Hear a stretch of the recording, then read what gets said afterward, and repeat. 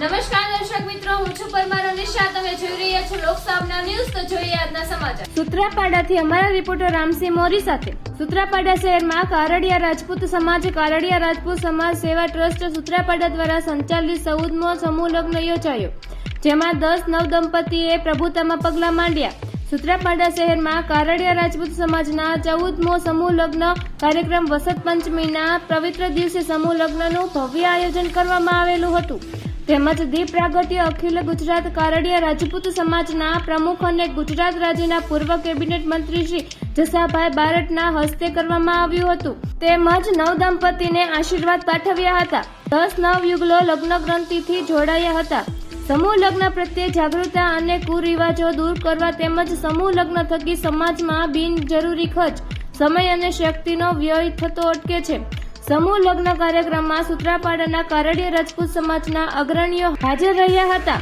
તેમજ કારડિયા રાજપૂત સમાજના વડીલો તેમજ યુવકો આ સમૂહ લગ્નોત્સવમાં જોડાયેલા ક્રાંતિકારી, હકારાત્મક અને સ્મિત ભર્યા નિર્ણયને બિરદાવવા જ્ઞાતિજનોને વિશાળ સંખ્યામાં ઉપસ્થિત રહ્યા હતા. ભવાની, હું ભરતસિંહ બારડ. મારું મૂળ વતન સૂત્રાપાડા જ છે. હાલ અમે બરોડામાં વસવાટ કરીએ છીએ. અમારું શ્રી ગ્રુપના નામથી મેન્યુફેક્ચરિંગનું ઓલ ઓવર ઇન્ડિયામાં ઘણા બધા મલ્ટી સ્ટેટમાં પ્રોડક્શન યુનિટ્સ છે.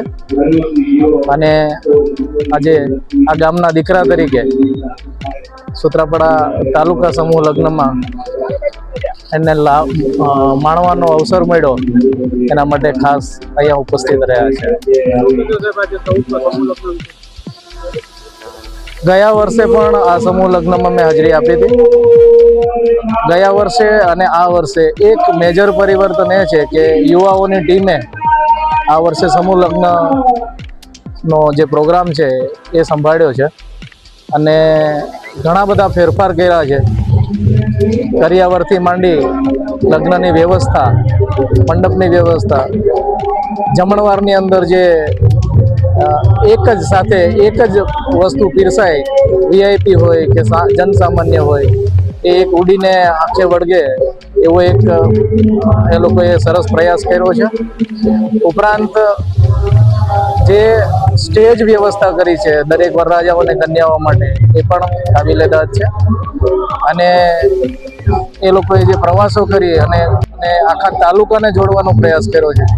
આવનારા દિવસોમાં 100% એના રિઝલ્ટ મળશે.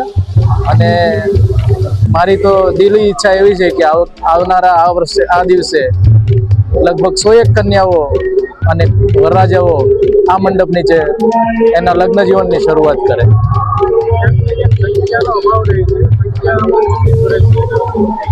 ચોક્કસથી એના જે કારણ હતા, કમ્પેરિઝન આપણે કરતા હતા કે કોડીનારમાં સંખ્યા વધારે થાય અને અહીંયા ઓછી થાય, એની પાછળનું જે કારણ હતું એ મુખ્યત્વે મને દેખાતું હતું એ કરિયાવરનું જ હતું, જે આ વખતે સુધારવામાં આવ્યું છે. અને કરિયાવરમાં પણ ઘણી બધી આઈટમો કોડીનાર તાલુકા સમૂહ લગ્નની તર્જ ઉપર જ કરી દેવામાં આવ્યું છે. ઉપરાંત બીજી આઈટમો પણ કન્યાઓને ભેટ રૂપે આપવામાં આવી છે. એટલે હવે એટલો બધો ફરક મને નથી લાગતો કે રહેશે. અને સારી રીતે સુચારું વહીવટ કરશે ટીમ, અને ખૂબ સારી રીતે એના હિસાબો અને બધું સમયસર સોશિયલ મીડિયાના માધ્યમથી અને બીજા માધ્યમોથી સમાજની સમક્ષ મૂકશે તો ટ્રાન્સપરન્ટ વહીવટ હશે અને સરસ સંચાલન હશે તો ચોક્કસથી સંખ્યાઓ થશે. આપણા સમાજના લાખો કરોડો રૂપિયા બચશે. તો ફરી મળીશું એક નવા સમાચાર સાથે. ત્યાં સુધી જોતા રહો લોકસામના ન્યૂઝ.